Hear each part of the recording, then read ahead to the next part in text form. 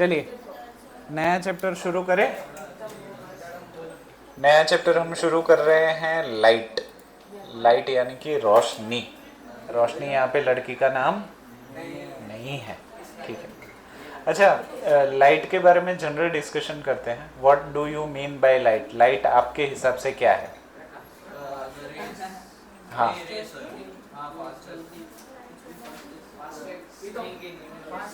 दुनिया में सबसे तेज चीज, ठीक है। फिर लाइट के बारे में जनरल, और आपको कोई छोटा बच्चा पूछे 2 साल का कि भैया लाइट क्या होता है, तो आप क्या बोलोगे? ऐसी चीज जो हमारे आंखों में रिफ्लेक्ट होती है, जिसकी वजह से हम लोग विजुअलाइज कर सकते हैं, वो बच्चे नहीं समझ ओके, ठीक है। ट्यूब लाइट, वो तो tube in the light form, तो वो तो ट्यूब लाइट हो गई, ठीक है। तो देखो, पढ़ाई लिखाई का मतलब ही यही होता है कि किसी भी चीज़ों को हो सके उतने सिंप्लीफाइड फॉर्म में आप समझा सको। जैसे कि मैं अक्सर बच्चों को पूछता हूँ कि बेटा सर्कल क्या होता है, तो मेरे सामने ऐसे ऐसे करते हैं, ठीक है। तो बहुत ही सिंपल सिंपल चीज़ों का जवाब बच्चों को नहीं आता होता। जैसे कि लाइट क्या है, तो ब्लैंक हो जाएंगे। फिर आसमान नीला क्यों होता है, तो ब्लैंक हो जाएंगे। पानी गीला क्यों होता है, तो ब्लैंक हो जाएंगे। तो हो सके उतनी चीज़ें सिंपल तरीके से समझोगे तो वो एजुकेशन है। अगर टफ करके पढ़ना है तो वो एजुकेशन नहीं है। अच्छा, रिफ्लेक्शन क्या होता है? लाइट से जो रेज पास होती है उसे सिंपल बताओ मुझे, सिंपल, ऐसे टफ किसी नहीं। चीज से टकरा कर वापस पड़ता है। राइट, जब भी कोई चीज़ टकरा के वापस आती है तो उसको रिफ्लेक्शन हम कह सकते हैं। अच्छा, तो रिफ्रैक्शन क्या होता है? हाँ, रिफ्लेक्शन में क्या होता है, कोई भी चीज़ बाउंस बैक होती है रिफ्लेक्शन में, जबकि रिफ्रैक्शन में क्या होती है, टकरा के दिशा बदल जाती है। जैसे कि मान लो कि किसी विराट कोहली के सामने बॉलिंग डाल रहे हो और विराट कोहली छक्का मारे, तो वो रिफ्लेक्शन है। पर अगर विराट कोहली के बैट से बॉल टकरा के विकेट कीपर कैच कर ले, तो वो रिफ्रैक्शन है। यहाँ तक चीज़ें क्लियर हो गई। रिफ्लेक्शन में चीज़ें बाउंस बैक होती है, जबकि रिफ्रैक्शन में दिशा बदल जाती है। और दिशा यहाँ पे टाइगर की गर्लफ्रेंड नहीं है, ठीक है। चलो, राजवी जोर से पढ़ो, पॉइंट बाय पॉइंट पॉइंट पढ़ने के बाद रुक जाना। पढ़ो। हम दुनिया में कई सारी चीजें हमारे आसपास देखते हैं दिया,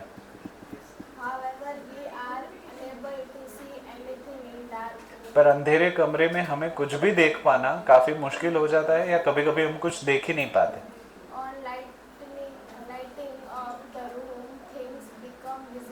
और पर जब उसी अंधेरे कमरे में रोशनी की एक छोटी सी भी बल्ब क्यों ना जला दी, हमें सारी चीजें दिखने लगती है। तो ऐसा क्या है जिससे हम चीजों को देख पाते हैं? और इसका जवाब है रोशनी, लाइट। दिन के दौरान सूरज दादा हमें मदद करते हैं चीजों को अच्छे से देखने में। और सारी चीजें जिसके ऊपर रोशनी गिरती है उसको हम देख पाते हैं। जैसे कि अभी ट्यूबलाइट जो है, ट्यूबलाइट की वजह से इस कुर्सी के ऊपर ट्यूबलाइट की रोशनी गिर रही है, और वो रोशनी रिफ्लेक्ट होने के बाद मेरी आंखों में जा रही है, इसीलिए मैं इस चीज़ को देख पा रहा हूँ।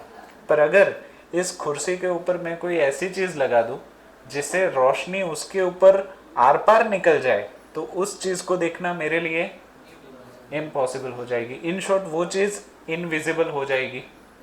तो अभी मुझे बताओ, क्या आप हवा को देख पा रहे हो? क्या मतलब वो नहीं है? है, पर रोशनी उसके आर पार चली जाती है, इसलिए उस चीज़ को हम देख नहीं पाते। पर कुछ जानवर ऐसे हैं जो हवा को भी देख पाते हैं। हाँ, मछली को पानी दिखता होगा, या मछली को ऐसे लगता होगा कि दूसरी मछली उड़ रही है। हाँ, इन शॉर्ट अभी कॉन्सेप्ट पे ही है, इसमें ज़्यादा गहराई में हम नहीं जाते हैं, पर इतनी चीज़ क्लियर हो गई। चलो आगे।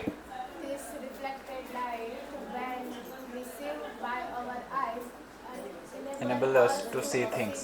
आगे।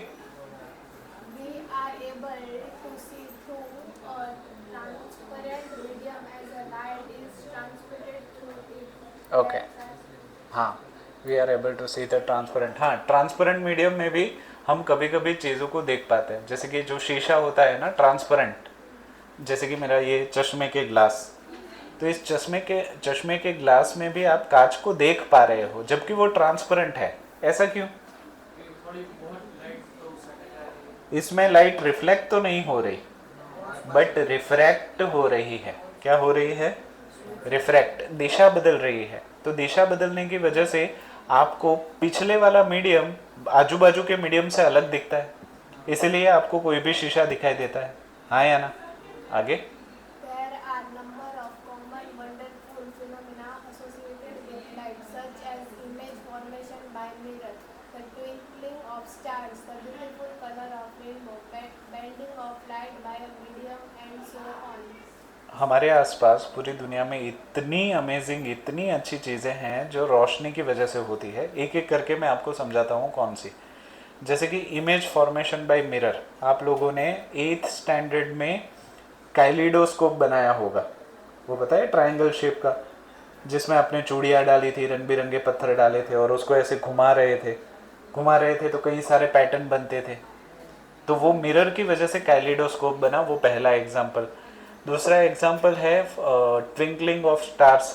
जब आप बारिश होने के बाद आसमान में जाओ तब आसमान पूरा साफ हो जाता है तो सारे सितारे दिखते हैं, और सारे सितारों को ध्यान से देखो तो ऐसा लगता है वो ट्विंकल कर रहे हैं। ट्विंकल मतलब जल रहे हैं, बुझ रहे हैं, वैसा दिखता है। तो ये भी फिनोमिनन रिफ्रैक्शन की वजह से होती है। कैसे होती है मैं आगे डिटेल में समझाऊंगा। आगे। The beautiful colours of rainbow. Rainbow आपने देखा होगा, विबग्योर, जाने वाली पिनारा, ठीक है। तो ये एक ही रंग में से 7 रंग बिखर जाना, that is scattering of light. ये भी चीज़ शायद आप 8th स्टैंडर्ड में सीख चुके हो। विबग्योर सीखा था। प्रिज्म में से रोशनी पास ऑन होती थी, 7 कलर में बिखर जाता था। सबसे नीचे होता था वायलेट, सबसे ऊपर होता था red, VIBGYOR, violet, indigo, blue. सबसे ज्यादा हाँ, रेडी दिखेगा। राइट, सबसे ऊपर रेड दिखेगा। वो ऐसा क्यों होता है उसके बारे में भी हम डिस्कस करेंगे। बोलो, कुछ बोलो। डार्क, रेड कलर दूर से भी अच्छे से दिखेगा। राइट, रेड कलर सबसे कम डिफ्लेक्ट होता है, उसके बारे में भी मैं समझाऊंगा, बट अभी नहीं, डिटेल में आगे समझाऊंगा। फिर next rainbow, bending of light by medium. हाँ, आपने वो कभी वो कांच के ग्लास में पेंसिल वाला एक्सपेरिमेंट किया है जिसमें पेंसिल टूटी हुई दिखाई देती है, राइट? या हाँ, या तो कभी ऐसे लगता है कि आपने ना वो अपनी बकेट के अंदर, पानी से भरी हुई बकेट के अंदर अगर आप 1 रुपये का सिक्का डालो तो ऊपर से लगता है कि वो ऊपर है पर होता गहराई में है। ऐसे होता है ना। तो ये जो है उसको कहा जाता है बेंडिंग ऑफ लाइट, मतलब रोशनी का मुड़ना, बेंड होना। इतनी चीज़ें क्लियर हो गई। चलो आगे। A study of the properties of light help us to explore. तो अगर रोशनी के, लाइट के प्रॉपर्टीज यानी कि लक्षण को समझ लोगे तो फिजिक्स को समझना आपके लिए आसान हो जाएगा। उसके मतलब जैसे आपके लक्षण होते हैं ना, ये शैतान है, ये होशियार है, ये गधा है, ये बेवकूफ़ है, तो उसी तरीके से रोशनी के लक्षण अगर जान लोगे तो रोशनी समझ में आ जाएगी। ओके, चलो आगे। क्यों हिला नहीं? हाँ, आगे। अभी माही तुम ले लो पहले से। By observing the common हाँ, ले लो, हमारे पास 4-5 साल तो है ही। the common optical phenomena around us, we may include that the light seems to travel in a straight line. हम अपने आसपास में जब भी रोशनी को देखते हैं तो हम ऐसे ही सोचते हैं कि रोशनी जो है वो सीधी रेखा में ही चलती है। It passes through in a straight line, सीधे सीधे ही जाती है, ऐसा हमें अपने आसपास के एग्जाम्पल से लगता है। आगे। हाँ, एक एक स्लाइड दे रहा हूँ सबको। The fact that a small surround of a light casts a sharp shadow of any opaque object point to this straight line part of light, usually indicate has a ray of light. ठीक है, तुम इतना अच्छा पढ़ते हो ना कि मेरा दिमाग वो कॉप अप ही नहीं कर पा रहा। ठीक है, आपने देखा होगा बड़ी ही एक इंटरेस्टिंग चीज़ है, जैसे कि धारवी तुम्हारे बाजू में जो शेडो हो रहा है, उस शेडो की बाउंड्री शार्प है या ब्लर है? ब्लर है ना। पर अगर मान लो तुम्हारी पेन है या जो भी उस तरफ बैठे हुए हैं, अपनी पेन को दीवार के नज़दीक लेके जाओ, शेडो दीवार के नज़दीक, हाँ नज़दीक लेके जाओ दीवार के, हाँ तो आप जितना नज़दीक लेके जा रहे हो उतना शेडो शार्प हो रहा है, और जितना दूर लेके जा रहे हो उतना शेडो। अच्छा, तो इसका क्या रीज़न? वो दूर भी शार्प ही होना चाहिए ना। वो जो इधर उधर लाइट जा रही है वो नजदीक डालने से वो डायरेक्ट। Very nice. जब आप किसी भी ऑब्जेक्ट को स्क्रीन से नज़दीक लेके जाते हो तो जो आसपास की मुड़ जाने वाली रोशनी है वो नेग्लेक्ट हो जाती है और सिर्फ सीधी जाने वाली रोशनी ही दिखती है, इसीलिए उसकी परछाई एकदम शार्प दिखती है। जैसे ही चीज़ें दूर आ जाती है तब वो शेडो कैसा हो जाता है? ब्लर। इसके बारे में शायद आपने 4th या 5th स्टैंडर्ड में पढ़ा होगा, उम्ब्रा और पेनुम्ब्रा, याद है आपको? वो मून इक्लिप्स के दौरान चांद लाल रंग का दिखता है, उम्ब्रा और penumbra. In short sharp shadow जो है ना वो उम्ब्रा है। कैसा शेडो? शार्प शेडो जो है वो उम्ब्रा है, और ब्लर शेडो जो है वो पेनुम्ब्रा है। क्लियर है? ओके, चलो आगे बढ़ते हैं। मोर टू नो इसकी जरूरत नहीं है। चलो हाँ, मान्यता। In this chapter, we shall study the phenomena of reflection and refraction of light using the straight line propagation of light. यहाँ या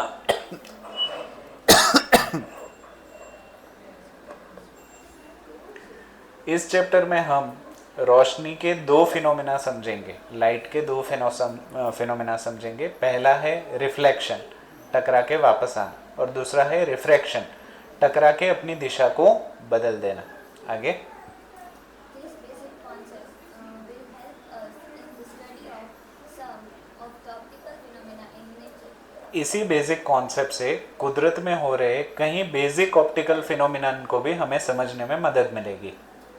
We shall try to understand in this chapter the reflection of light by spherical mirror and refraction of light and their application in real life situation. तो इस chapter में हम रोशनी का reflection spherical mirror से कैसे होता है वो समझेंगे, और रिफ्रैक्शन लाइट का इन्हीं स्फेरिकल लेंसेस में से कैसे होता है उसके बारे में हम समझेंगे। तो सबसे पहला सवाल जो आपके दिमाग में आया होगा वो ये आया होगा कि स्फेरिकल मिरर्स होते क्या है? सही है? स्फेरिकल जो थोड़े हाँ बाहर की तरफ होते हैं ना। ठीक है। अच्छा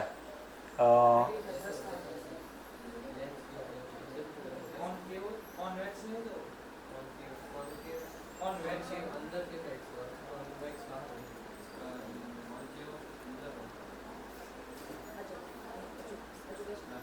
ये क्या है? स्फीयर है ना। ये क्या है? स्फीयर। अभी मान लो मैं इस स्फीयर को वो डायमंड कटर की मदद से इतना हिस्सा काट देता हूँ। कितना हिस्सा काट देता हूँ? इतना। यहाँ पे मैं येलो लाइन से दिखाता हूँ, इतना हिस्सा मैंने काट दिया।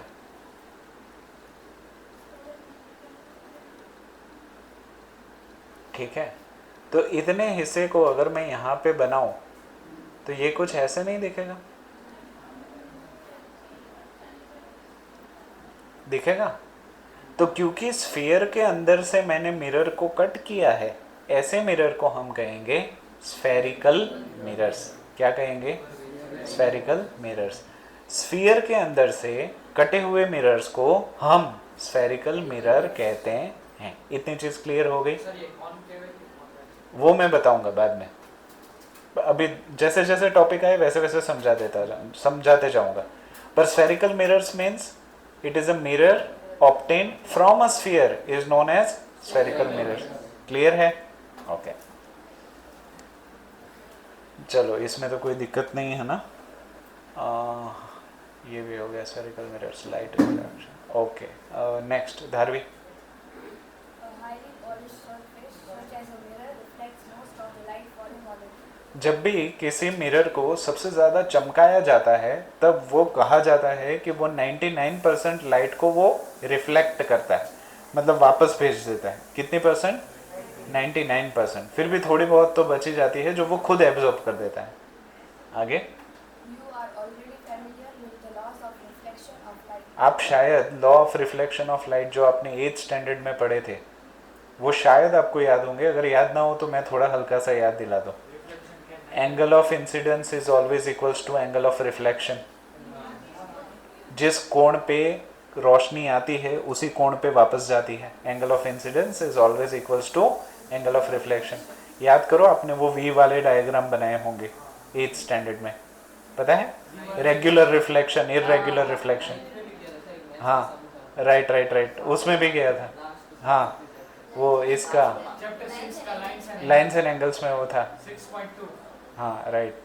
फिर हाँ, हम बात कर रहे थे हाँ कि 99% रोशनी रिफ्लेक्ट हो जाती है। You are already familiar with the law. तो फर्स्ट लॉ ये था कि angle of incidence is always equals to angle of reflection. Second law याद है? नॉर्मल पे Angle of incidence and angle of reflection and angle of normal lies on the same plane.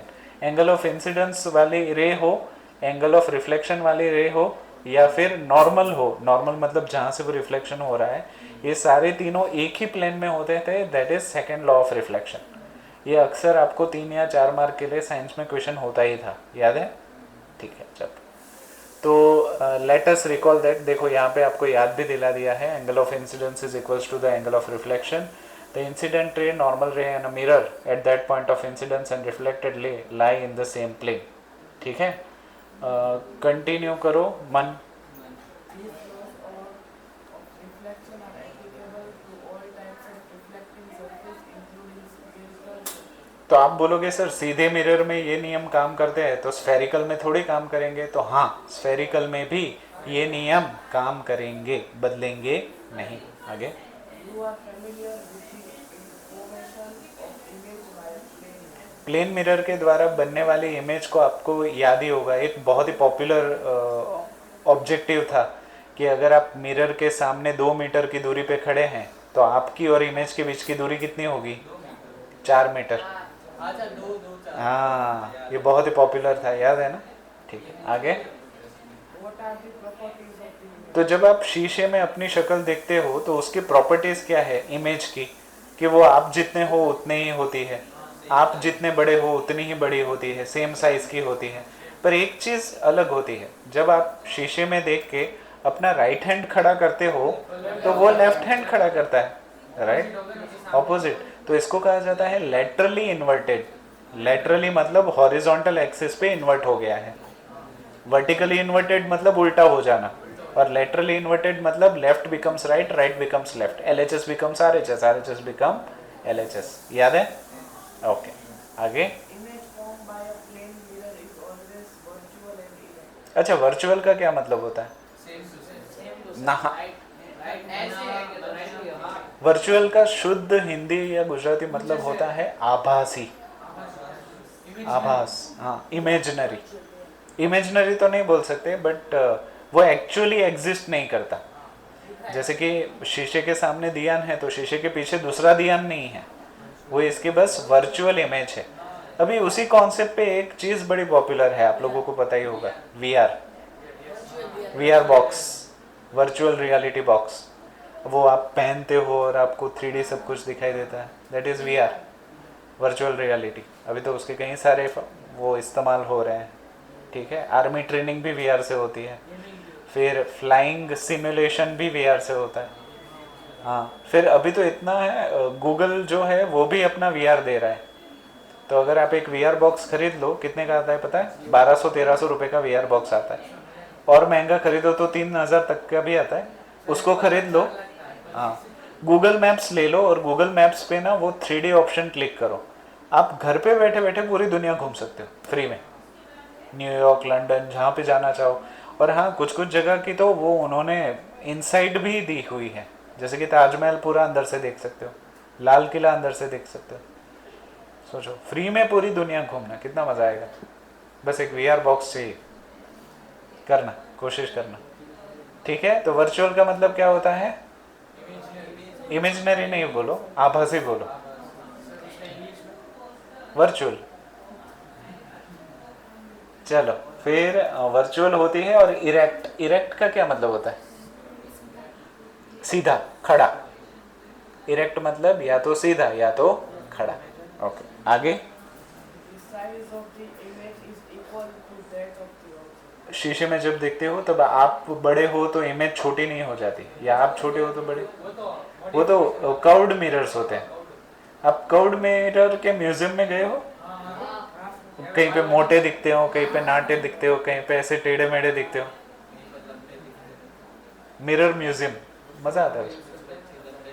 हाँ, चलो आगे। The image formed is as far behind the mirror as the object is in front of it. तो जितना आप शीशे के आगे खड़े रहते हो, इमेज भी शीशे के पीछे उतनी ही दूर होती है।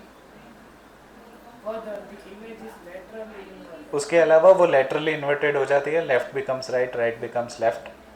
How will the image be when the reflecting surface are curved? अगर हम शीशे को सीधा ना रख के कर्वेचर दे दे तो किस तरीके से इमेज फॉर्म होगी, वो पूछ रहे हैं।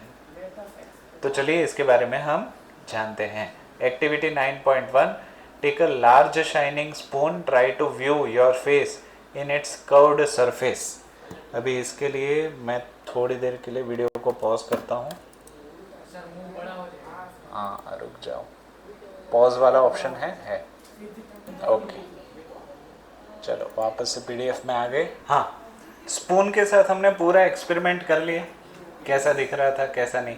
तो अभी आप मुझे बताइए कि स्पून का वो फूला हुआ हिस्सा बाहर की तरफ, उसको कौन सा मिरर हम कहेंगे? कॉन्वेक्स। और जो गड्ढा है उसको हम कौन सा कहेंगे? कॉनकेव। इसको मैं ज़्यादातर बच्चे इसके नाम को लेके कंफ्यूज हो जाते हैं, तो उसके लिए मैंने एक ट्रिक बनाई है। जहाँ पे गुफा बन रही है उसको हम कहेंगे केव, तो कॉनकेव। जहाँ पे गुफा नहीं बन रही वो कॉन्वेक्स, ठीक है। अच्छा, दियान जो चश्मा पहनता है, मैं पहनता हूँ, वो पहनता है, वो कॉनकेव है या कॉन्वेक्स? केव, केव है, केव, कॉनकेव है। बीच से पतला होता है, किनारियों से मोटा होता है। कौन हाँ, कॉन्वेक्स मिरर है वो, नहीं कॉनकेव होता है, कॉनकेव होता है। हाँ हाँ हाँ। फिर पार्किंग में होता है वो कॉन्वेक्स मिरर होता है। पार्किंग में देखा है बड़ा सा, उसको दबाओ तो वो दब जाता है। हाँ, वो भी सर कॉनकेव है। हाँ वो कॉन्वेक्स है। कॉन्वेक्स कॉन्वेक्स में बाहर से तो खुला वो हाँ तो वही तो हुआ। इसमें दिखाऊंगा इमेज। चलो, अच्छा तो इमेज कहाँ बड़ी हो रही थी, कहाँ छोटी हो रही थी, आपने ऑब्जर्व कर लिया? ओके, थोड़ा आगे बढ़ते हैं। तो ऑब्जर्वेशन देखो, the image at the concave side of the spoon is real. Concave के सामने जो भी इमेज बन रही है वो रियल बन रही है। तो ये कैसे बोल रहे हैं, रियल इमेज कैसे बन रही है? कॉनकेव के सामने रियल कैसे बन रही है? कैसे पता चलेगा कि रियल है? अच्छा देखो, अगर स्पून का ये वाला हिस्सा जो है उसके सामने अगर कागज रखोगे तो उस कागज पे इमेज को बना सकते हो, तो वो रियल इमेज है। जबकि जो ऐसे वाला हिस्सा था उसके सामने कागज रखोगे तो कोई भी इमेज बन नहीं सकती है, तो ये दूसरा फॉर्म हो गया।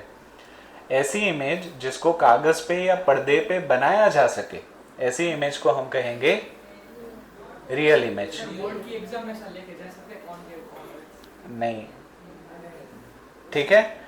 और ऐसी इमेज पर याद ही रख लो ना, तुम्हें याद रह जाएगा, प्रॉब्लम नहीं है।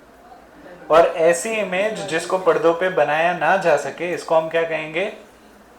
Virtual image. जिसको पर्दे पे बनाया जा सके रियल, ना बनाया जा सके वर्चुअल। तो कॉनकेव मिरर की इमेज को आप पर्दे पे बना सकते हो। जैसे कि यहाँ पे अगर मैं मिरर रखूं और दियान की रोशनी यहाँ पे गिर रही हो और यहाँ पे पर्दा रखो ना, तो यहाँ पे छोटा दियान दिखेगा पर उल्टा दिखेगा। कैसा दिखेगा? उल्टा दिखेगा। वहीं पे अगर कॉन्वेक्स मिरर रखूं और यहाँ पे पर्दा रखूं तो कोई भी दियान दिखेगा नहीं। क्लियर? क्योंकि यहाँ पे इमेज जो बन रही है वो वर्चुअल बन रही है। क्लियर? ओके, चलो। From the spoon it also becomes smaller. Spoon की वजह से वो और भी छोटा भी हो जाता है। The image at the convex side of the spoon is virtual. Convex side के सामने जो इमेज बन रही है वो वर्चुअल होती है, इरेक्ट, सीधी होती है। एंड डिमिनिश्ड मतलब ओरिजिनल साइज से छोटी होती है। When we move away from the spoon, rate of reduction size is more. जैसे जैसे हम चमचे से अपनी शक्ल को दूर करते हैं उतनी ही तेजी से हमारी इमेज छोटी होती जाती है। Rate of diminishing is much more higher, बहुत तेजी से छोटी हो जाती है। Explanation, a spoon acts as a concave mirror. यहाँ पे एक्सप्लेनेशन ये है कि जो आपका स्पून है वो कॉन्केव मिरर है और कॉन्वेक्स मिरर है, अलग अलग साइड पे। और convex mirror from the back side. When we look a spoon at a distance from a spoon is around 1 foot, which is more than the focal length of the spoon. Here the image is smaller. अगर हम उसके focal length से दूरी पे खड़े हो तो बनने वाली इमेज काफ़ी छोटी होगी। तो यहाँ पे एक नया वर्ड आपका आया, वो आया focal length। पहले उनके बारे में समझाया नहीं और वर्ड डाल हाँ, ये वर्ड इसलिए डालते हैं, देखो हमारे इंडियन इजी भी तो बना सकते हैं ना सिंपल वर्ड। एजुकेशन कैसा है, मान लो कि किताबों में सब कुछ है ही तो टीचर की ज़रूरत क्या है। फॉर एग्जाम्पल सब कुछ किताब में लिखा हुआ ही है, फिर भी आपको स्कूल क्यों जाना पड़ता है, ट्यूशन क्यों जाना पड़ता है। हमारा जो भी सिलेबस है ना वो इस तरीके से बनाया गया है कि बच्चे पूछे, जैसे कि यहाँ पे आया फोकल लेंथ, तो बच्चे पूछने चाहिए कि सर फोकल लेंथ मतलब, तो जैसे जैसे पूछते जाओगे वैसे वैसे वो ठीक होता जाएगा। आओ क्रुति, मम्मी पापा आए बस, क्लियर है। हाँ, अब तुम पूछो फोकल लेंथ मतलब क्या। सर वो बॉल से रेडियस, हाँ वो फोकल याद है, सेंटर जहाँ पे सारे कर्वेचर मतलब मिलते हैं। वेरी नाइस, ये तो तुम्हें पढ़ाया गया है। सेंटर ऑफ कर्वेचर और पोल के बीच में वो फोकल लेंथ। ठीक है, रुक जाओ, अभी मैं तुम्हें समझाता हूँ। जैसे कि ये मिरर हमने काट के बनाया, राइट। अभी इस मिरर को मैं तुम्हें यहाँ पे समझा देता हूँ। मान लो कि यहाँ पे मैं एक कॉनकेव मिरर बना देता हूँ, ओके। अभी मान लो कि यहाँ पे हमारे सूरज दादा है, दूर दराज खड़े हुए, ठीक है। अभी यहाँ से बहुत सारी रोशनी आ रही है, ठीक है। ये हमारा कॉनकेव मिरर है, ऐसा समझ लो। कैसा मिरर है? कॉनकेव मतलब गुफा वाला, ठीक है। अंदर की सतह जो है वो चमकीली और चिकनी है, मतलब रिफ्लेक्टिंग सरफेस इस तरफ है, और यहाँ पे मैंने जो लाइन बनाई है वो रफ सरफेस है, ठीक है। यहाँ पे ज़्यादातर AgBr यानी कि सिल्वर ब्रोमाइड या AgCl सिल्वर क्लोराइड या सिल्वर ब्रोमाइड इस्तेमाल होता है, जिसको सूरज की रोशनी में गर्म करो ना तो ब्रोमीन और क्लोरीन उड़ जाता है, और सिल्वर यानी कि चांदी जो है वो यहाँ पे डिपॉजिट हो जाती है, जमा हो जाती है, जिसकी वजह से सतह चमकीली बन जाती है। इतनी चीज़ क्लियर है। तो मान लो कि यहाँ से ना सूरज की रोशनी यहाँ से आ रही है, ओके, ऐसे ऐसे ऐसे, और मैं अभी फ़िलहाल सिर्फ पैरेलल वाले ही कंसिडर कर रहा हूँ, पैरेलल रोशनी। अभी जब ये सतह से टकराएगी तब आपको क्या लगता है यहाँ पे होगा क्या? Angle of incidence is always equals to angle of reflection, मतलब जिस एंगल से आ रहा है उसी एंगल से वो वापस जाएगा नॉर्मल के चलते। तो क्या मैं ऐसे समझूं कि यहाँ से रोशनी वापस टकरा के वापस जाएगी यहाँ, राइट। अभी उसी तरीके से यहाँ से भी एक रोशनी आ रही है मान लो, और वो यहाँ पे टकरा रही है। अगर मैं यहाँ पे एक नॉर्मल बना दूँ तो यहाँ पे भी angle of incidence is equals to angle of reflection, right. तो यहाँ पे जो पॉइंट बन रहा है जहाँ पे सारी रिफ्लेक्टेड रेज जमा होती है उसी को हम कहेंगे फोकल पॉइंट। क्या कहेंगे? Focal point. हाँ, नहीं, ज़्यादातर सेंटर में ही बनता है, but depends on a curvature of a mirror. Mirror का कर्वेचर क्या है उसके आधार पे वो कभी कभी ऊपर भी बनता है, कभी कभी नीचे भी बनता है। तो क्या मैं ऐसे बोल सकता हूँ कि सारे रिफ्लेक्टेड रेज जहाँ पे जमा होते हैं उस पॉइंट को हम क्या कहेंगे? Focal point. क्या कहेंगे? Focal point. और फोकल पॉइंट से लेके मिरर तक की दूरी को हम कहेंगे फोकल लेंथ। क्या कहेंगे? Focal length. इतनी चीज़ क्लियर हो गई? पक्का? फिर भी मैं चलो एक फिर से नया मिरर बनाता हूँ और सारी चीज़ें आगे आने ही वाली हैं, बट एक बार डिस्कस कर देते हैं तो कोई प्रॉब्लम नहीं होगी। अच्छा, ये हमारा मिरर हो गया, कॉनकेव मिरर, यहाँ पे मैं लाइन बता देता हूँ, कॉनकेव मिरर। ओके, इस कॉनकेव मिरर के एग्जैक्ट बीचों बीच में एक लाइन निकाल देता हूँ।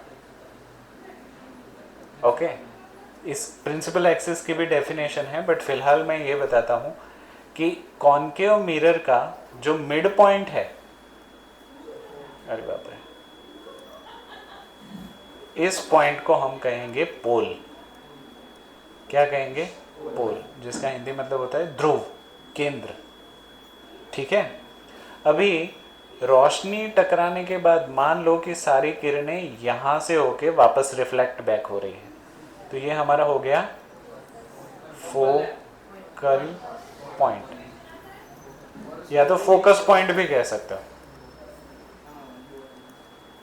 ठीक है, पोल से लेके फोकस पॉइंट की दूरी को हम कहते हैं फोकल लेंथ। फोकल लेंथ, इतनी चीजें सही जा रही है? पक्का? ओके, आपको याद होगा कि इस मिरर को बनाने के लिए हमने स्फीयर का इस्तेमाल किया था। ये कहाँ जा रहा है, रुको, बैक, याद है? अच्छा, ये स्फीयर एक गोला रहा होगा और गोले का सेंटर भी रहा होगा। इस सेंटर से भले ही इसको काट दिया गया हो, बट इसका रेडियस तो सेम टू सेम ही रहेगा। जैसे कि इस स्फीयर के टुकड़े को भले ही इससे काट दिया है, पर इसका सेंटर तो तकरीबन यहीं पे होगा, तो इसको हम कहेंगे सेंटर ऑफ कर्वेचर। क्या कहोगे? Centre of curvature. तो मान लो इसको जिसमें से काटा गया है उसका सेंटर ऑफ कर्वेचर यहाँ पे है, जिसको मैं लिख देता हूँ C, सेंटर ऑफ कर्वेचर। ठीक है, सेंटर ऑफ कर्वेचर से लेके पोल तक की दूरी को हम कहेंगे रेडियस ऑफ कर्वेचर। क्या कहोगे? Radius of curvature. जितने भी छोटे मिरर्स हैं ना, स्मॉल साइज के, उनके लिए हमेशा रेडियस ऑफ कर्वेचर जो है वो 2 गुना फोकल लेंथ के बराबर ही होता है। तो इस चीज को याद रखना। क्या बोल रहा हूं मैं? छोटे मिरर्स के लिए रेडियस ऑफ कर्वेचर जो है वो फोकल लेंथ से 2 गुना ही होता है। इतनी चीज क्लियर हो गई? अभी आपको मैं और एक चीज समझाता हूँ। इसको बनाने के लिए इस तरीके का एक गोल आकार काटा था हमने, याद है आपको? इस चीज को हम कहेंगे अपर्चर। क्या कहोगे? अपर्चर। जो गोल नहीं है, कटा हुआ गोल, उसको हम कहेंगे अपर्चर। अच्छा, मान लो यहाँ पे मैं पॉइंट M ले लूँ और यहाँ पे पॉइंट ले लूँ N, तो M से लेके N तक की जो दूरी है ना, M से लेके N तक की जो दूरी है उसको मैं कहूँगा अपर्चर डायामीटर। क्या? अपर्चर डायामीटर, अपर्चर का डायामीटर। इतनी चीजें क्लियर हो गई? ओके, अभी और एक चीज, यहाँ पे आपको ये जो लाइन दिख रही है इसको हम कहते हैं प्रिंसिपल एक्सिस। क्या कहते हैं? Principal axis. अच्छा, प्रिंसिपल एक्सिस की डेफिनेशन ये है कि सेंटर ऑफ कर्वेचर और पोल के बीच में से पास होने वाली लाइन को प्रिंसिपल एक्सिस कहा जाता है।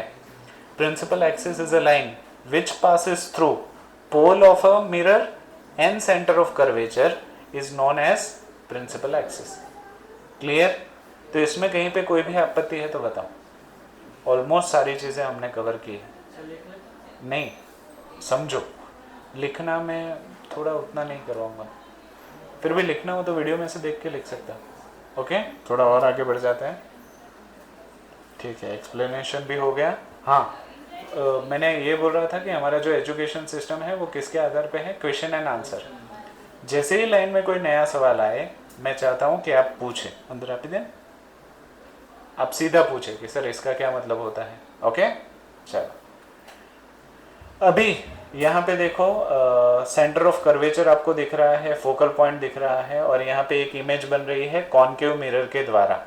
आपको दिख रही है image formation at a concave mirror spoon when object is between C and infinity. अगर ऑब्जेक्ट जो है वो सेंटर ऑफ कर्वेचर से दूर और इन्फिनिटी से नज़दीक हो तो इस तरीके की इमेज बनेगी। तो मैं यहाँ पे चाहता हूँ कि कुछ चीज़ों पे आप ऑब्जर्व करें। यहाँ पे एक लाइन जो ली गई है वो प्रिंसिपल एक्सिस से पैरेलल ली गई है। देखो, एक जो रे ले रहे हैं रोशनी की वो प्रिंसिपल एक्सिस से पैरेलल ली है, और दूसरी जो हम ले रहे हैं वो सेंटर ऑफ कर्वेचर से ली है। अभी ये टकरा के वापस कैसे जा रही है उसके कोई भी नियम अभी तक हमने समझे नहीं है, उसको मैं नेक्स्ट लेक्चर में समझाऊंगा कि कैसे नियम हैं, किस तरीके से काम करते हैं, किस तरीके से इमेज फॉर्मेशन होगा और फॉर्मूलाज क्या हैं, इन सब के बारे में हम डिस्कस करेंगे बारी बारी से। पर अभी यहाँ पे इमेज के बारे में मुझे कुछ बता सकते हो तुम? अभी बाकी है। हाँ, इमेज के बारे में क्या क्या बता सकते हो फिगर में से? इमेज का कैरेक्टर क्या है, कैसी है इमेज? वर्चुअल है या रियल है? रियल होगी ना, रियल। तुम मुझे बताओ, वर्चुअल है या रियल है? कॉनकेव है, देखो ना लाइन बाहर की तरफ, ये रियल इमेज है। अच्छा, ओरिजिनल जो इमेज है, सॉरी ओरिजिनल जो ऑब्जेक्ट है उससे छोटा है या बड़ा है? तो इमेज यहाँ पे डिमिनिश्ड है, छोटी है, और उल्टी भी है। उल्टी को हम क्या बोलेंगे? Inverted, vertically inverted. Laterally inverted मतलब left to right, right to left. Vertically inverted मतलब उल्टा, राइट। इतनी चीजें क्लियर हो गई? ओके। अच्छा, इसकी पोजीशन बता सकते हो, ये कहाँ है? सी क्या है? एफ क्या है? तो फोकल लेंथ और सेंटर ऑफ कर्वेचर के बीच में कहीं हमारी इमेज बन रही है। इतनी चीज क्लियर? ओके। यहाँ पे देखो, यहाँ पे कौन सा मिरर इस्तेमाल हुआ है? कॉन्वेक्स। अच्छा, कॉन्वेक्स यहाँ पे भी मैं कुछ चीजें मैं चाहता हूँ। देखो, एक जो रोशनी की लाइन है वो पैरेलल टू प्रिंसिपल एक्सिस ली है, और एक जो है वो सेंटर ऑफ कर्वेचर में ली है। अच्छा, यहाँ पे क्योंकि ये कॉन्वेक्स मिरर है तो रोशनी टकराने के बाद बाहर चली जा रही है, देखो जा रही है बाहर, और यहाँ पे भी टकराने के बाद वापस आ जाती है। तो यहाँ पे इन्होंने जो इमेज बनाई है वो जबरदस्ती बनाई है और डॉटेड लाइन से बनाई है। तो डॉटेड का क्या मतलब हुआ? हिडन। डॉटेड का मतलब हुआ हिडन। और यहाँ पे जो इमेज बन रही है वो वर्चुअल कैटेगरी में चली जाएगी। एक चीज याद रखो, शीशे के पीछे जब भी इमेज चली जाए तो वो कौन सी है? वर्चुअल। शीशे के आगे, वेरी नाइस। शीशे के आगे रियल, शीशे के पीछे वेरी नाइस। अभी तुम मुझे इस इमेज के बारे में कुछ बताओ, क्या ये इमेज ओरिजिनल ऑब्जेक्ट के जितनी ही है? छोटी है, डिमिनिश्ड है। क्या ये सीधी ही है? तो इरेक्ट ही है, ठीक है। इसकी पोजीशन बता सकते हो? एफ और पी के बीच में। पी क्या है? पोल ऑफ, सिर्फ पोल है ना, पोल ऑफ कर्वेचर नहीं होता, ठीक है। पोल और फोकल लेंथ के बीच में ही है। अच्छा, ये रियल है या इमेजिनरी? वर्चुअल है, राइट, ठीक है। चलो आगे, कौन पढ़ रहा था? मन के बाद निहाल। पढ़ लो निहाल। Could be considered as a curved mirror. अच्छा, शाइनिंग स्पून के अंदर का हिस्सा अगर शाइनिंग हो, चमकीला हो, तो उसको हम कॉनकेव मिरर समझेंगे। बाहर का हिस्सा अगर चमकीला हो तो हम उसको कॉन्वेक्स मिरर समझेंगे। The most commonly used types of curved mirror is the spherical mirror. सबसे ज़्यादा इस्तेमाल होने वाला मिरर कोई है तो वो है स्फेरिकल मिरर्स। जैसे कि लेंस में भी स्फेरिकल मिरर ही इस्तेमाल होता है। आगे, The reflecting surface of such mirror can be considered to form a part of the surface of a sphere. Reflecting surface किसी भी मिरर की इस आधार पे बनाई जाती है कि पहले तो कांच को काट लेते हैं, उसके बाद उसके ऊपर सिल्वर ब्रोमाइड का सॉल्यूशन डाल देते हैं, उसको धूप में रख देते हैं तो ब्रोमीन और क्लोरीन उड़ जाता है और सिल्वर की सतह चमक जाती है, तो वो बाद में मिरर के जैसा फिनिशिंग देता है। सर, आगे, इसका नाम क्या था? Silver bromide, silver bromide, silver chloride, silver bromide first chapter में था। आगे, mirror whose reflecting surface are spherical are called spherical mirror. ऐसे जिनकी सतह स्फीयर में से काटी गई हो ऐसे मिरर को हम स्फेरिकल कहेंगे। We shall now study about spherical mirror in some detail. अब स्फेरिकल मिरर्स के बारे में डिटेल में हम सीखना शुरू करेंगे। यहाँ से हम रखेंगे बाकी Yes.